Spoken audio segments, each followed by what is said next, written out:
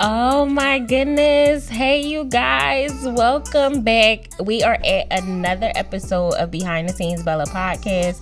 And today I have such a special guest with me. This guy is like really dear to my heart. He's one of the first gentlemen that I met when I came to Atlanta. Y'all know my transition from Philadelphia to here was but he just made it so seamless. He is like the true definition of what an Atlanta man looks like. You hear me, y'all? So this guy that I'm getting ready to introduce is a real estate guru. And when I tell you he does his thing, he always cut a check. He always was like on time, never with the back door, never with the BS. This guy is like top tier, top notch. Chef's kiss to this guest. His name is King Edward.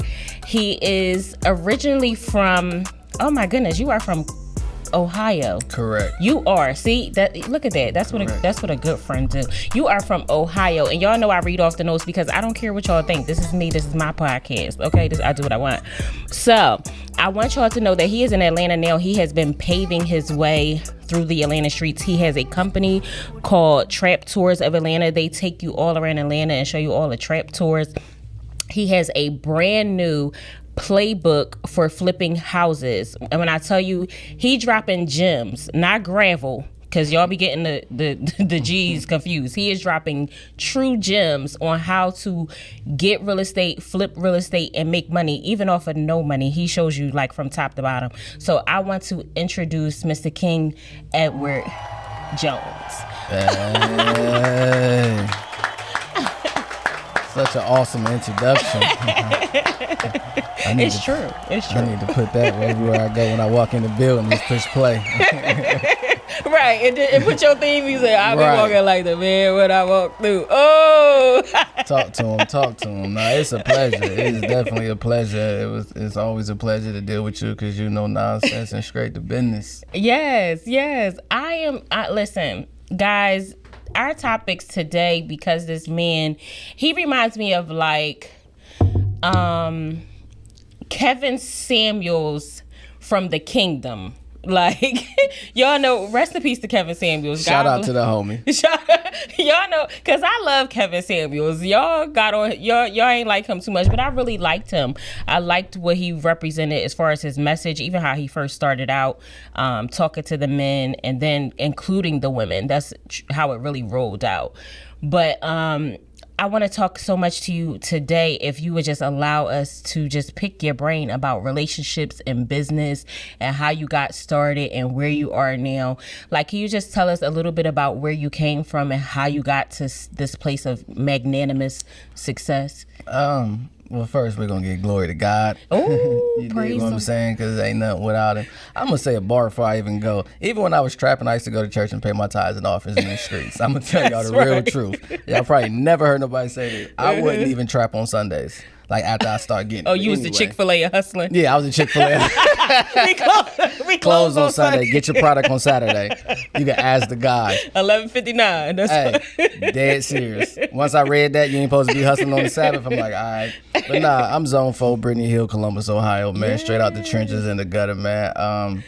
Very, from what I see now, and I guess it's normal, but it's really not normal, but it helped me be a man. So we talking everything that comes with the streets. So real street nigga, that to me, that is a very small part of me. Yeah. The streets is to me basic boot camp, and if niggas is only holiday just still street niggas, they very limited because that's only one part of it. That's a very small part of who I am. It taught me a lot like anything else, but from Columbus, you know, close-knit family, you know what I mean? We all locked in. I grew up around the corner from all my cousins and aunts, so I was able to walk to different houses, you know, stay at people's houses for the summer. So I grew up like that, but, you know, a lot of shootings, robberies, killings, violence. Yeah. That I thought was normal until I came to Atlanta. No disrespect to Atlanta, you dig what I'm saying? Because there's still that going here, but I came down here and moved to the suburbs. But I ain't worked with nobody's they're very hood. welcoming here. Yeah, very welcoming, very nice, you know what I mean, very, very loving, put you up on game, but straight from the trenches, man, from the city. A lot of my family was on drugs, including my father. That's not to knock him. He was an awesome, amazing man, promoter.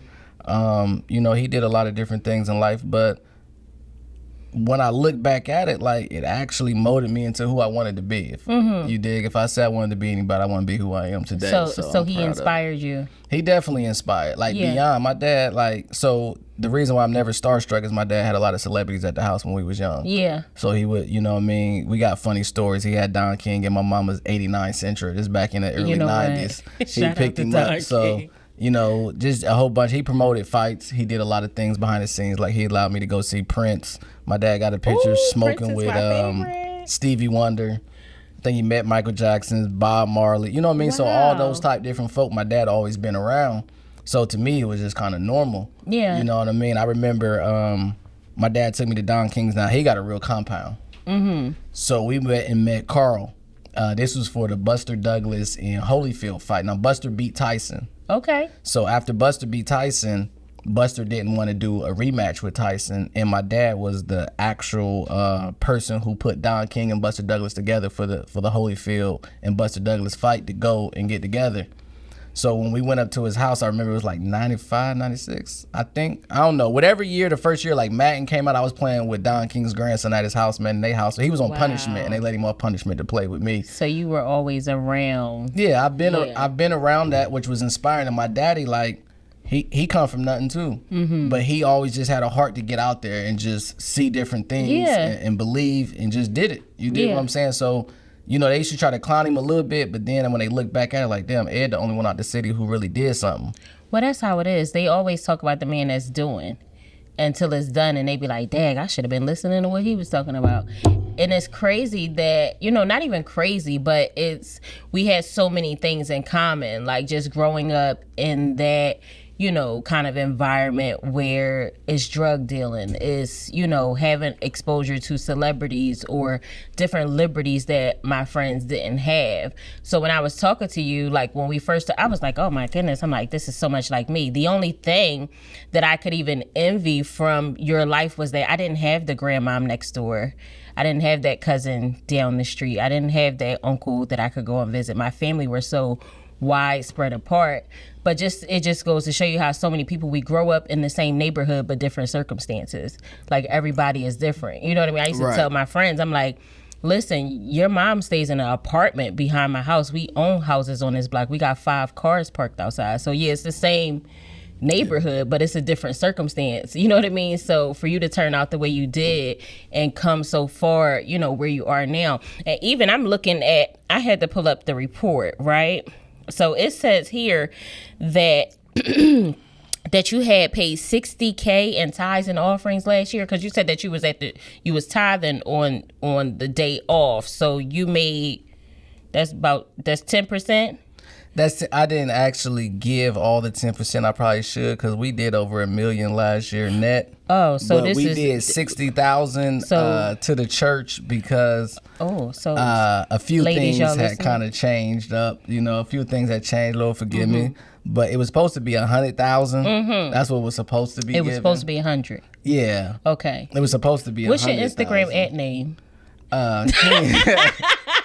Hey, listen, ladies, you know he can be faithful. Y'all need to get a copy. I'm telling you. And you know what's crazy? I'm actually thinking I could just deal with one woman these days. Oh my goodness! This is listen, y'all. When I had a conversation with King, we would go back and forth, and he would be like, "No, I'm gonna have several hoes. I'm gonna have all of my women on one for Monday, Tuesday. What happened to Wednesday? This was him. I'm telling you, like literally a girl for every day of the week." And I was like, "King, this is not right. You can't live like that. Not as a man of God." And he would say, "Oh, well, Solomon had, you know." Solomon, David, Samson. You know, Samson got messed up. But I read the Bible, so it said, if you wish to be a bishop, you should be a man of one wife. And I said, then I don't wish to be a bishop. Listen. You dig what I'm saying? Because you got to put them all together to make one. But if one come all the way together, you know what? It's draining to deal with a lot of women. It is. That's why I was wondering about your mental health. You know what I mean? At that point, I don't know how you was going, you know, pull that off. It's been pulled off for about a decade, but at this point, I'm really starting to reconsider, like, I hope because it drains on your resources. It drains your resources. It drains your energy. It drains your time. Because you know what the Bible says. Also, we're gonna talk Bible for a second. Oh, listen. It say when you get married, right? And this is what I really want to do. It say when you get married, you're supposed to take off from business and ministry. Don't nobody say that part. Business and ministry to be with your wife. You know what it says that you're supposed to make her do? To make her happy for a year. Oh, who was I just talking about that with? Oh my goodness. To make her happy. So you know what that means? Women naturally come unhappy. They naturally is not unhappy, pleased, yeah. not pleased at all. So I thought about that. If you dealing with 4-5 women, you dealing with 4-5 unhappy women. Then by the time you make them happy, you unhappy. Like, oh shit, my I don't want to deal with this. I no just more. had that conversation with someone the other day, and we were talking about how you're supposed to take a year off. Mm-hmm. Literally, this is maybe 3 days ago, talking about that same exact topic, saying that you are supposed to pour into your family. Your family is your first ministry. I think it's I think it's one of our guests that's coming on the show. Her and I were speaking about relationships. Deuteronomy either 22 or 24, it speaks about it, and that's the reason why a lot of relationships break up, because it talks about having a bond. You don't really get a bond when you go have a wedding, you're going back to work. Right. Both of y'all getting pulled separate ways. But if y'all get a year of y'all bonding, nobody can say nothing to each other that can really throw y'all off of what y'all already created.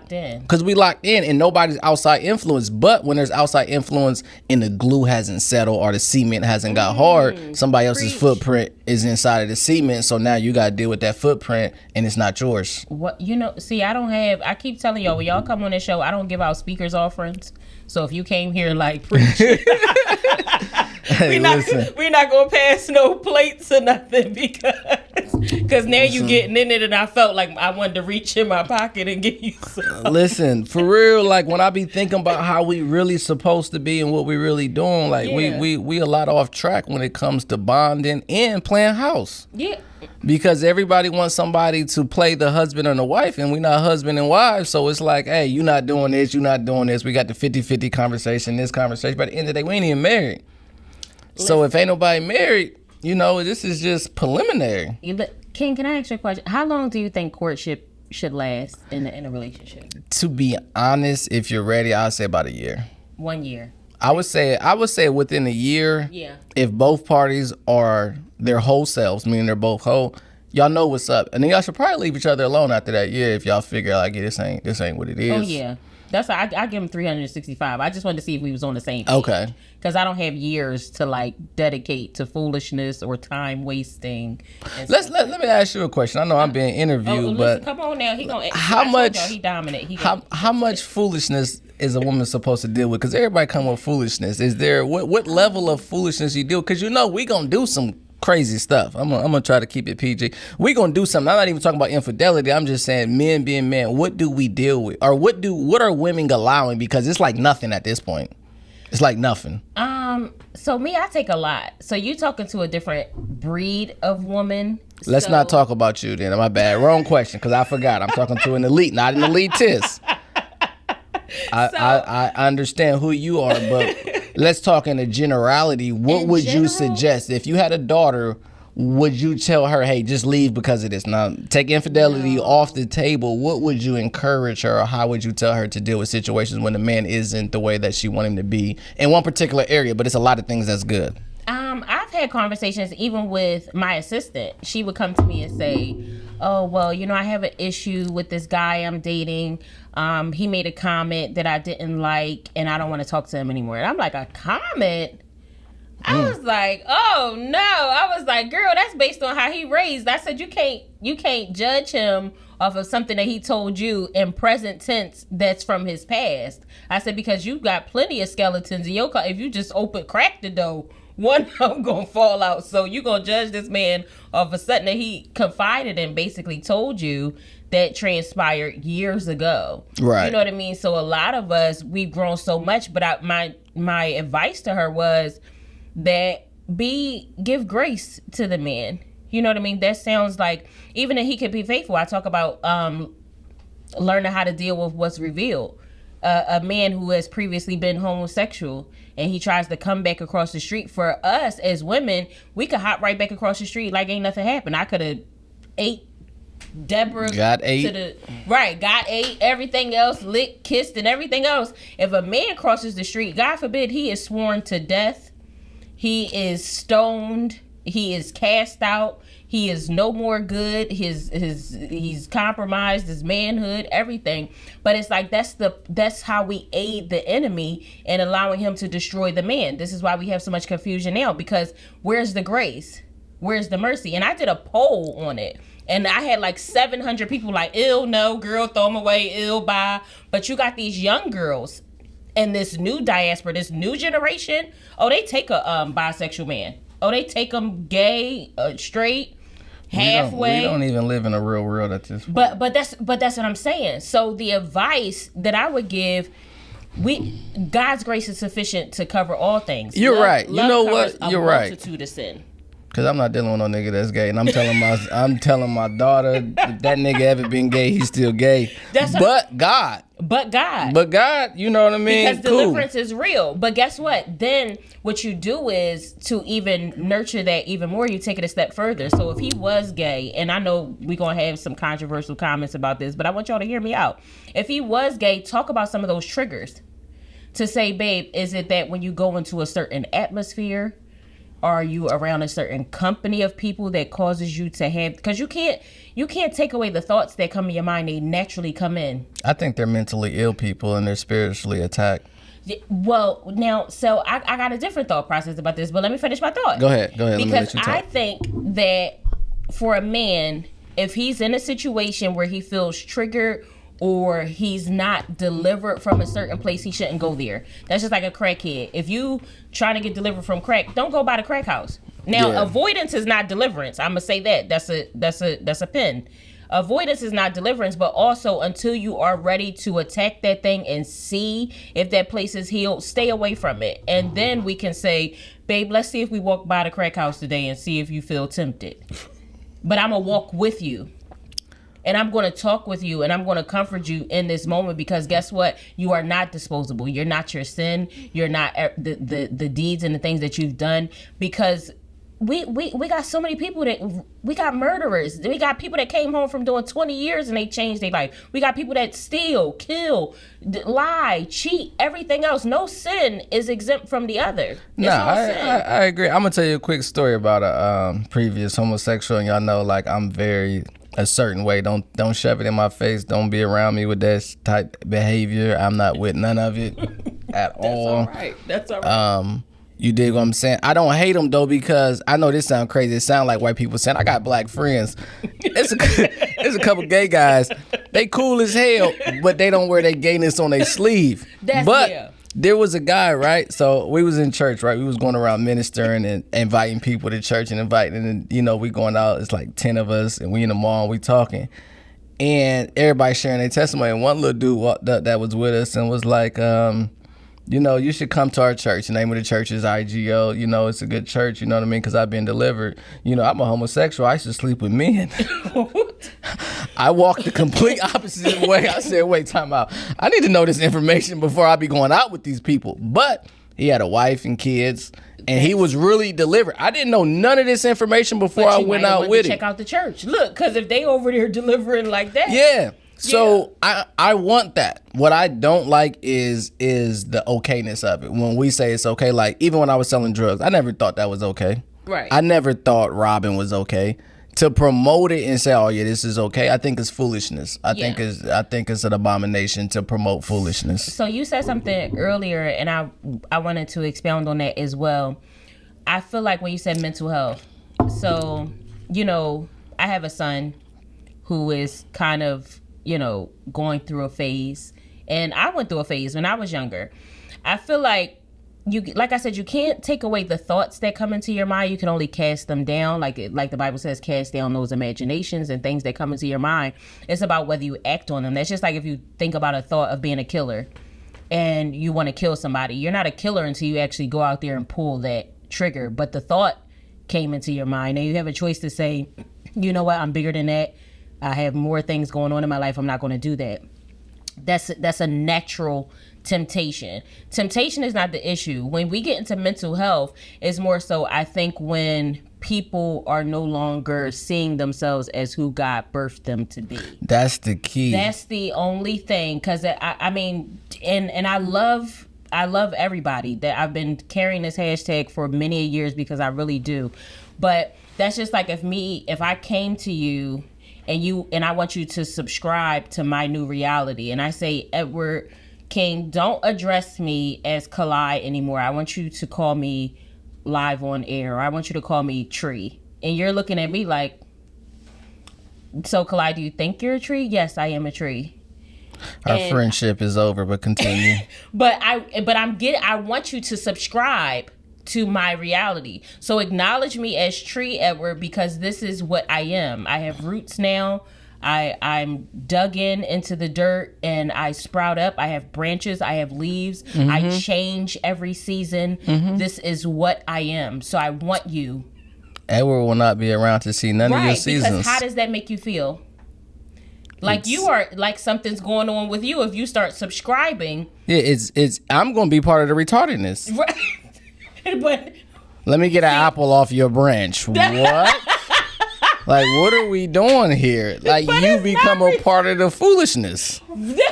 See, I put it very eloquently. Edward is not going to put as much seasoning. Yeah, I don't. I'm bleach. But if you want bleach, use bleach for whatever you use it for. I'm cleaning up. I don't have any filter.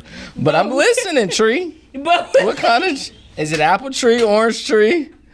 Because it's a pear tree. Because if you become a pear tree, now, you know, my business mind's like, all right, she got pears. We're going to go on and sell them. We're going to get them to the farmer's market. You dig what I'm saying? And then I'm just going to start thinking, you know, how can we make some money off of this? But in reality, a live tree. She's retarded, but they've been flipping retarded people for a minute, you know. Shout out to all the retarded people they was flipping, little ATL and Woven, you know. They've been flipping retarded people for a minute. So my goodness. I see God's opportunity in anything. You know what? This is why we bring King Edward on the podcast. Listen, but that is my thought process. And I said, I just can't subscribe. And I tell my son, like I said, this is my reality. So I tell my son, I said, listen, hey, I'm with you through all of these processes. However, it's not something that I have to accept because it's not my life. So I'm loving you through these processes, but I can't subscribe to this reality because I know in my mind what is real. Let's talk about that. Thank God for women, right? Because women gonna love through anything. We're not switching the subject. We're going to talk about the adult part of it. Okay, let's. We have a huge problem in our community. Do you know who the number one lover of gays are?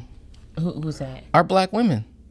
They would not be accepted if it wasn't for the black women. When you go out, you don't see them with nobody else. It's not like us guys are hanging out with them, but they're okaying it and they're subscribing to it, which is destroying. They don't think it's destroying. Like, oh, he's not doing nothing. You're aiding and abetting. There's people who are in jail right now who didn't kill a person but was just in the car. You aided and abetting his behavior and what he's on. It's a mental illness. The reason why I say it's a mental illness is because it's a spiritual mental illness. You're being attacked with thoughts. Yeah. Because you said something like they're thoughts, right? Yeah. But it's what you're putting in you also. Yeah. So if you put enough of the good in you, you will have good thoughts. That's right. You know what I mean? If you're in a room with a person for 3 or 4 days and they're talking business, let's just say a business seminar. And you're in that room for 3 days, you don't have a lot of time to think about other things besides what's in front of you and what's your opportunities. So there's a lot of times that these children are attacked in their minds. Yeah. So they go off of what they're attacked on. Yeah. You know what I mean? And what they see or what may have happened to them. So that when I say mental illness, it is because mentally we are what we think, right? And if you're thinking about something constantly, then you dwell on it, you make it bigger. Whatever we think about, like today, even yesterday, I'm like, all right, I got to be on her podcast today. What am I going to wear? What am I going to do? You look good and understood. Yeah, appreciate that. That was a bar. You look good and understood. She just clarified who I am. But I said, so I called my beautician to the house. She came through. So I got a woman. Shout out to SK. I think it's ESKAY at Instagram. She came to my house. She washed, braided my hair, cut, and she cut. That's why I locked in with her. Yeah, the shape up was looking good. Yeah, shout out to SK. She cut me and everything. Okay. You know what I mean? But I was like, I want to be presentable. Most of the time, I'm in sweatpants, dirty. You know what I mean? In and out. You know, driving the who ride. But when there's certain circumstances that come up in my mind, I've been thinking I want to present myself in a certain way. I want to present myself in the highway because there's many facets to us. And that's what I believe. I think there's many facets to us. And we got to show up as the right person to the right environment because we're not wearing church clothes to the beach, nor are we wearing beach clothes to the church. Right. And so we can't just be one way. Yeah. Yeah. I think, like I said, because I'm in that reality and living and experienced it and have experienced some of those temptations myself, I think that, like I said, the only struggle there is just not aiding and abetting and just continually counseling one another in love. Because like how you said, I tell my son all the time, well, if you stop hanging around that certain crowd and get around these people that are talking about something different, then your thought process will change. But if you keep feeding yourself that, then that's all you're going to want to entertain. So that's really good. I wanted to talk to you and kind of shift gears a little bit, talking to you about real estate. I want to know, and I'm sure the people want to know, I know you guys want to know, if somebody had $0 or not even zero, like let's say zero. No, because people got a little bit of money. They got money for weed. They got money for they got money for whatever they want. Look, that's how we gonna be real. You know, this is a real podcast. People got money, okay? Misappropriated funds. I'm talking about. So if they talk to them live. If they have, let's say $200, and they wanted to do a play in real estate, could they do it? Absolutely. How would they do it? First and foremost, they're going to have some hustle, right? Okay. Y'all listen? So you got to have some hustle. You got to be willing to be consistent in what you're doing. If you got $200, right, there's a play called wholesaling, or you could call it paper flipping, or you could call it contract swapping.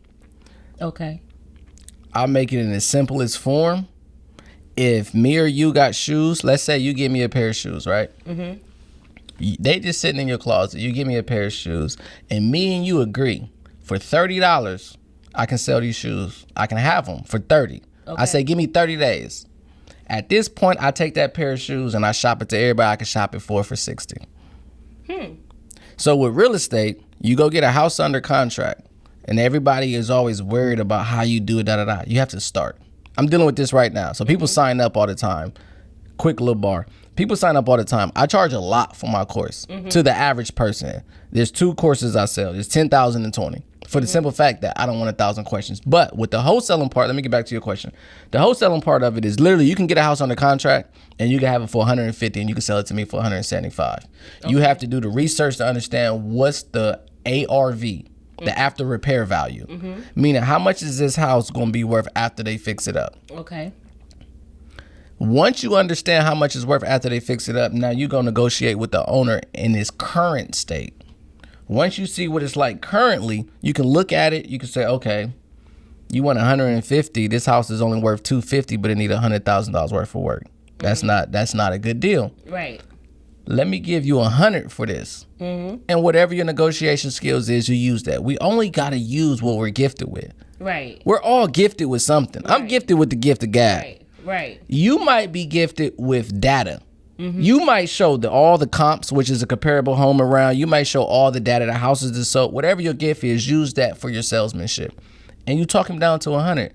And you turn around and you can sell it to me. Literally. If y'all wholesalers, sell it to me for 150. And then I might see, you might be like, oh, I need 100. I might get the work done for 50, turn around, make a 50 off of it. So if you got $200, do this. Good contractors or something like great that. Great contractors, right? Great connections, great relationships. Okay. So if you get a house and you find you only got $200, you could get on PropStream. That's $100 a month.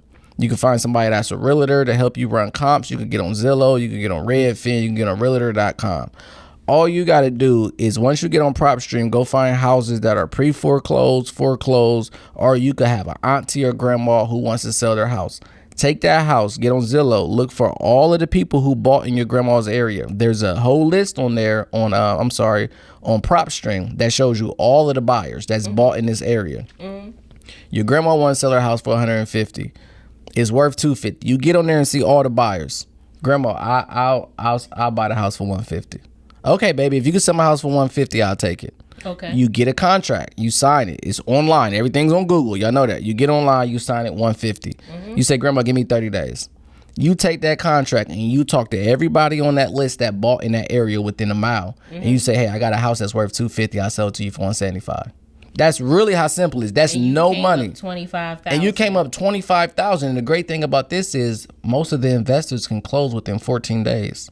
Yeah. So you ain't even got to wait. In 10 days. Yeah. So you're talking 10 to 30 days that you can close and make $25,000. If that's the game, I sell this course. That's the real game right there. I'm doing it right now. When I came in here, I'm texting somebody right now. We're going back and forth. I got a person selling me a house for this. I'm selling it to one of my students because ain't shit free in the world. Listen, I'm selling it to one of my students. I don't know. And we're going back and forth about earnest money, contract, and all that. Excuse me. But the great thing about it is when you come to anybody humble, respect. I don't even want to say humble. When you come to anybody respectful, they're going to want to help. If a young person or older person come to me like, hey man, I got this house on a contract for $150. I know it's worth $250. You got any buyers? You got anything? I'd be like, yeah. But at the end of the day, if you come to me, I want to make some money. Yeah. So don't think you're going to go to somebody and they're just going to give you all the game for free. It may not come out your pocket. It may come out that contract. I ain't mean to take up too much time. No, that was, listen, I want to put down a few notes for myself. No, I'm just listen. Yeah, no, that's for real. You don't need money in this. You don't need no whole lot of money. And I'm lying, y'all. I got the playback, so I don't need no notes. You know, I'm going to play it back. You see what I'm saying? Right. Nah, you don't need no whole lot of money. Like, I literally do this. Like, I literally still wholesale houses. I really go out here and I sell them to my students. I sell them to my friends. I sell them to people who are in the market. And I'm making 10. Like, for me, it's worth 10. Like, all right, bet how much you want. And I got other wholesalers that wholesale me a house and I wholesale it to somebody else. Wow. You don't even have to know the game because dude just said the other day, and I'm big on people and what they're gifted at. He said either you're good at getting houses or you're good at relationships. I'm good at both, which is a blessing.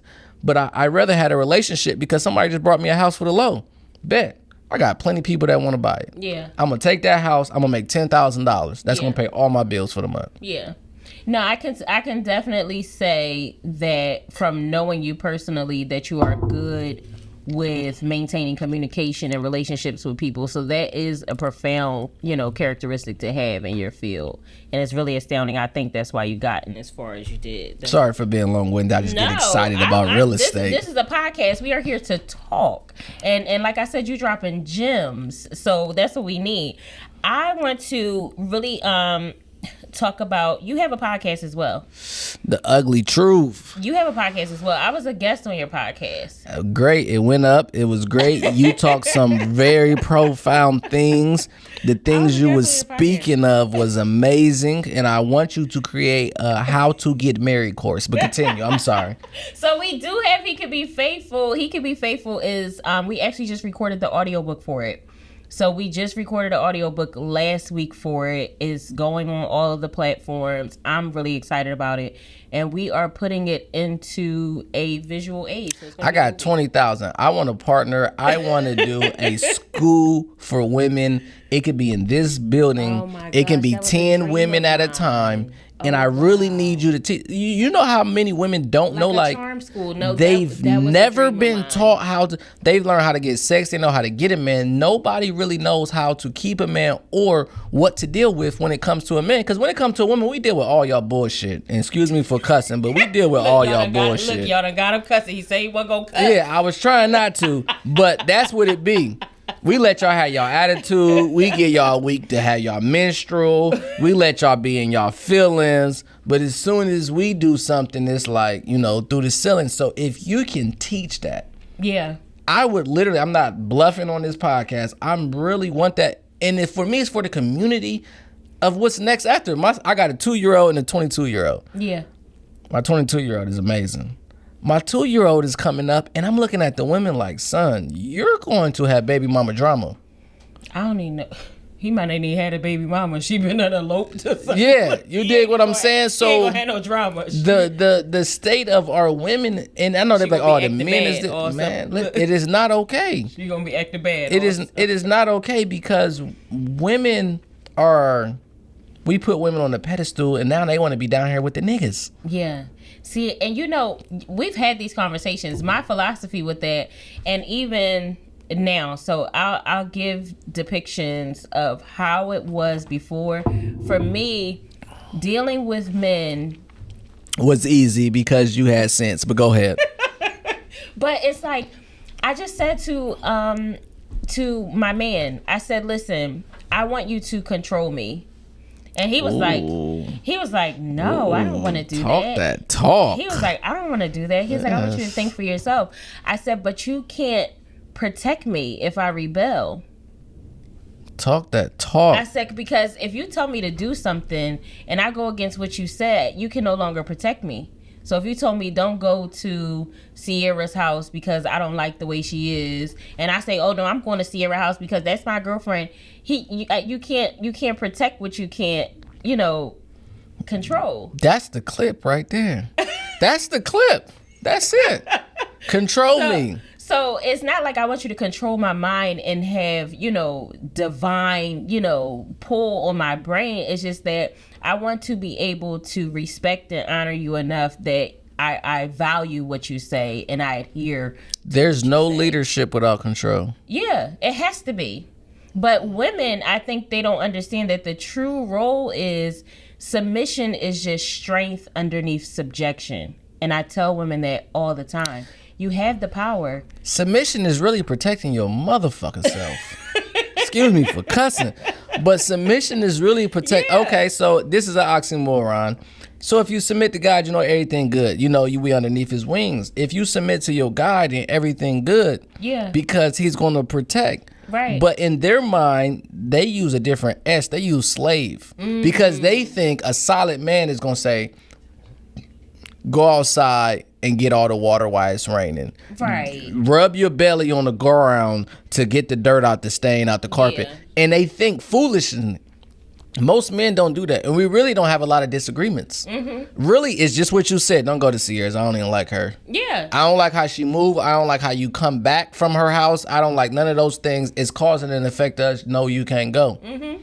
And a real woman gonna understand. Yeah. But the thing is, Sierra, they haven't been to your charm class. They haven't been to how to get married yet. Look, Sierra, I can't come tonight or ever, as a matter of fact. Facts. Or ever. Because, and I think, like I said, but let me back up before women tear me to shreds. I'm talking about a man of God. I'm talking about a man who has the qualities and characteristics of God, a man that hears from God, a man that desires to be a leader, a kingdom leader. Can I interject? Yeah. I'm only talking about a man you're sleeping with to start off. Why are you sleeping with a man and you don't trust him and believe in him and you don't want to follow him? I understand man of God because the world associates God with perfection, right? So that's where most our women get it wrong at. Yeah. You say man of God and they only see greatness. Yeah. You can't do nothing wrong. There's nothing wrong. So I understand what you're saying. But my question is, if you're dealing with a man, why would you not listen to him? Just like if you're dealing with a woman, and I use this analogy, it was very shallow in my opinion. How many men have been in the kitchen wondering if you're poisoning them? Like how many men? Why are you using that saw? A lot. It's a couple of men, especially when they. I'm talking about men who've been through trauma with women. Oh yeah, I ain't never questioned a woman when she cooked ever. I don't care what you're doing. You can ask me what I like, and I can say what seasons. But if I don't trust you to cook for me, why am I eating from you? Right. If you're sleeping with the man, why are you not trusting his judgment? Right. And I know we're going to get backlash like, well, I just want to have this. I just want to do this. I'm just trying to get off. But as a woman, it's different. Mm-hmm. You're not just getting off. There's a whole man entering you. I'm at your studio. Mm-hmm. This is your place. Mm-hmm. If I was retarded, which I'm not, somebody can tear this place up, knock over all this thousands of dollars worth of equipment. It can hurt you. Yeah. And I can walk out and get in my car. Yeah. But for a man... No, we're going to call the cops. No, I'm just playing. Right. No, that's cool. No, I understand, but I just want women to understand their value of what they're allowing themselves into. Once you get in a relationship and you start sleeping with a man and you don't want to listen to him, you really got to question yourself. Yeah, why am I here? I say that all the time. I'm like, I don't want to be around people that I cannot trust. For one, you have me on high alert all the time. I don't know what you might do. I don't know. I can't trust how you move. So like you said, that's important. And I do that even in friendships. Like if I don't like something about you, I'm going to distance myself from you because I think you might lie to me. You might try to poison me. You might steal from me. You could do anything to me because if I have that high alert around you, you're done. That's just period. So in relationships, it's even more heightened with a man. So I think that that's a very good thing. People just need to just be real with themselves. Stop entertaining foolishness just for the time being or to fill up space. Be by yourself. You don't need to be around nobody just to fill up space. You don't, but men have something different. And it's not okay. But it is what it is. We don't have to have feelings to sleep with women. We don't have those things. Like, I can literally sleep with a woman, she get in a car wreck and die, and I won't feel nothing. Yeah. I don't know her. I don't feel nothing. I don't know nothing about her. I just met her 2 hours ago. But as women, y'all are letting someone enter y'all, be a part of y'all, connect with y'all. And it's different. And I just want our women to feel a different type of way of the value of them, and not on both ends of the spectrum. Not, nigga, you got to be God to sleep with me, and not you could be anything, but just have some sort of decorum. Like, okay, cool. I like him. Yeah. So by the time you get to the point to sleep with him, I think you should listen to him. So before we go, I wanted to, you said something earlier and it made me think about dismantling the side chick. You were talking about if more women were stronger, and I always talk about that because at the end of the day, if we had more strong women, we wouldn't have so many side chicks. What's your definition of strong? Because I mean disciplined women. There you go. Disciplined women where they're able to say, not, oh, you got a man. They just, a viral clip just went up 2 days ago about women doing interviews on the street, and they said, would you rather have a married man who never tells you no, or would you rather have your man who tells you yes only 45% of the time? And only one woman answered, yes, I'm keeping my man. She said, because sometimes I need to be told no. And mind you, this was in most people's eyes, it would have been like, oh, that was the most unattractive or whatever. But I guarantee you, she knows how to keep a man. And I think that's where we talk about dismantling side chick. Your boyfriend, sweetheart, the one that you can't keep, he will go to Brittany with the pissy air mattress because she understands something that you don't, and that's how to be quiet. Who say that one more time? Say, to do what? Be what? Say be quiet. Oh, Lord, have mercy. Whew. And you be like, how he cheat on me with this dusty, rusty, crusty, musty? And yes, Brittany knows how to shut up. She knows how to listen. She knows how to allow him to problem solve, not tell him what he should have done and what he should be doing. She asks him, what do you think you should be doing? What do you think the outcome should be? She puts the ball back in his court. She doesn't act as if she's so independent and liberated. No matter how much she makes or has, she could work down at Wendy's, but she always needs him. She always incorporates him. She values his opinion. Hallelujah.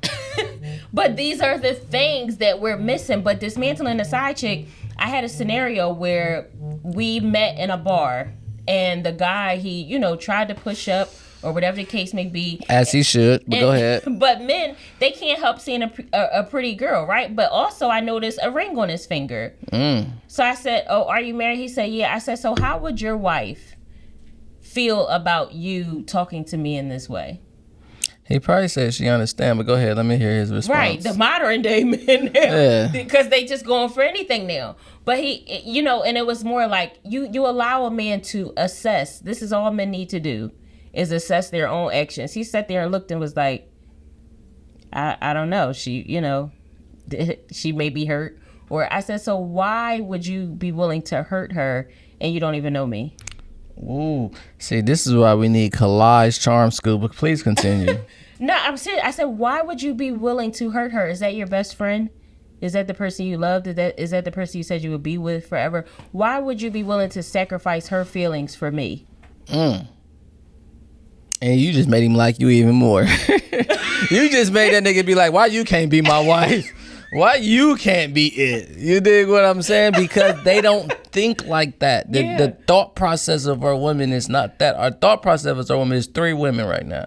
It's online prostitutes, soft prostitutes, and prostitution right now. Oh, just straight raw. That's what it is. The short of it, God. That's where it goes. You fall between the cracks.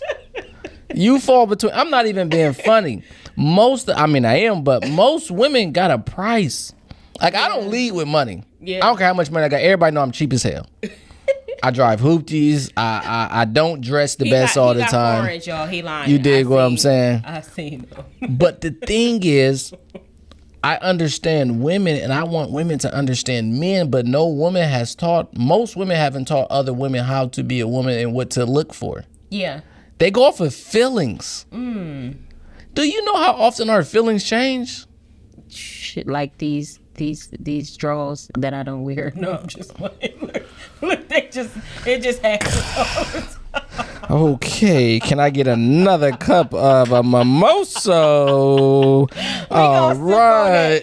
Listen. Can I get a mimosa, Deja? All right, I'm gonna have to pop this Jack Daniels open. All right. But Jack Daniels courtesy of KC's Playpen. But let me give a shout out real quick because I know. Listen, when I met Lai, she was very different, and I don't mean that in a weird way. I mean her thought process I never really heard before. She was structured. She's seen good people in her life. Most people, and I told my son, I said, don't deal with no other girl who ain't got her dad in her life. Don't deal with nobody who don't have a good background, because at the end of the day, the biggest influences in life are people's closest 3 people. Yeah. So who's ever closest 3 people they got in their life, most of the time who they hang out with, you got to understand they influencing your relationship. Yeah. That's why we go back to the first year, nobody been around, we traveling, we living life, we kicking it. You have to understand, somebody like Kalai, she understands and she's seen. Back to the mental illness. When you see something, you want to mimic it. You want to live that out. You see the results of goodness. Yeah. Once you see something good going on, you want to continue to repetitively do those things. So I want to give you kudos. I seen when you came down here. I'm loving this. What's this? I don't even care the number. It's big studio with a whole lot of rooms. She has a favorite room of mine, which I don't know what they call it. I call it the meeting room. It's a very beautiful table that she picked out. It's nice. It's custom, yeah. She ain't been down here long, but she handled business. What I call Atlanta is where dreams come true. She came down here and handled her business and doing it, and I love it. And what I really love is she promotes positiveness about women. She promotes purity with women. Yeah. She promotes community, family. That's important. We don't have that. Yeah. Like, look, I got $200 in my pocket. I can go get what I want pretty much in Atlanta. No, and girls like, I ain't doing it. Okay, what about 1,000? Now we got 70% of them out the way. 5,000. 99% of them out the way. So, for 5,000, you don't know too many women that ain't going. Yeah. You dig what I'm saying? But I love a woman like, I can't be bought. What Kevin Gates say, I ain't going. I ain't going, shawty. I ain't going, but I don't eat booty or drink pee. Just to let y'all know. And my Instagram is Kings Give, so don't worry about getting your booty ate or me drinking your pee. I don't do none of those things, sweetheart. I am very normal. You probably gotta be nastier than me because I don't do none of those things. I am a Christian. I am a Christian, and this is communion. Listen, you know what? In Christendom, it says the bedroom is undefiled. So what you do in that room with you and your wife is undefiled. I'm gonna stay out your business. No, that's cool, but I want to see us work. I want to see our community be great. People like you are making a difference in the world. The people that you employ, the people that work with you, the partnerships that you have going on, that's important. Regardless of where we from, we already know it. Ain't nobody in Atlanta from Atlanta besides people in Atlanta. Right. You know, and shout out to everybody in Atlanta. Shout out to all my ATL people. We love y'all. Thank y'all. This is the Africa in America. This is the blackest city in the world. Yeah, West Side, Zone 1. Shout out Zone 6 on the East Side, Zone 4, 3, you know, all the different zones. I made a song called Atlanta, and I just rapped about Atlanta, and I love Atlanta so much because it epitomized who we supposed to be. I've been everywhere. Me and my son 22, right? I said that before. But we to travel all the states. I'd have traveled, you know, across seas, overseas. People like, oh, I've been out the country. Yeah, that's cool, Mexico. But when I'm talking about across seas, you know what I mean? You just were in Dubai, weren't you? Yeah, we was in Dubai. They're whores too. I saw him in Dubai. I saw the footage. You know what? This has been a beautiful episode, like with you. I enjoy talking to you. We probably got to bring King back on because he's just so lively and he has so much substance to what he's talking about and the evidence behind the work that he puts in. I want to know, where can the people find you? What do you have coming up next that we should know about? Anything that we could support? Can you just let the folks know? You can follow me on all platforms at Kings Give, KINGSGIVE. I came up with that name because I believe if you call yourself a king, you're supposed to be giving. So Kings Give on all platforms. Right now we got the playbook for flipping, which is going crazy. Of course, it's $1,000 for the wholesaling course. I'm just gonna keep it $1,000. It's $1,000 for the wholesaling course, $10,000 for everything else, $20,000 for one-on-one for me to actually walk you through, meaning finding you a house, making sure that you're able to get through it. Of course, traptoursofAtlanta.com, which is a party bus and a tour. So we get up, we go up. Turn up. I'm doing it. You dig what I'm saying? So those are the things that we got going on. We got a lot. I don't want to say too much, but we got a lot going on, man. And I just want to say shout out to everybody doing something. If you selling a course, if you doing credit cleaning, if you doing house cleaning, like we didn't have this information visible to us 20, 30 years ago. And, you know, it's so much hate going on, oh, he do this and he do that. Let me tell you something about courses and different things. You got to hustle. Yeah. I can only give you the game. I can't make you do what I'm telling you to do. Right. I'm not doing the work for you. That's $20,000. Yeah. And you think, oh, that's a lot of money. Nigga, that ain't shit. Yeah. Yeah. You got to put the work in. You got to be able to make it happen. Kalai didn't get this studio for talking to a person. She did it by putting the work in. Yeah. Yeah. You dig what I'm saying? So that's where you can find me, Kings Give, man. The reason why my courses are what they are is because I want to deal with quality people. If you sell a course to somebody for $500, they gonna ask you 1,000 questions. You sell somebody a course for $5,000, they ready to work. So that's where you at, man. Kings Give. You can find me anywhere. Hey, man, we just bought a new complex last year. I'm gonna invite Kalaya over to come have fun, man, so she can see what's rocking. We in the house. Deja coming, all of Kalaya. Yeah, you could definitely pool parties. You dig what I'm saying? Basketball courts, football fields, zip lines, all that type shit. Listen, he gets to it for real, y'all. So that's what I'm saying. Y'all go follow his page, purchase the stuff that he has going on. I'm telling you, this man lives it in real life. And that's what I like to highlight here on the Behind the Scenes Bella podcast is the beauty behind the scenes. People that you don't know, the playmakers, the people, the ghostwriters, the people that you don't even know that are in the reason why these big talent and, you know, people that are in the forefront have what they have. It's a lot of people behind the scenes that you don't know about. So that's what we like to cover here.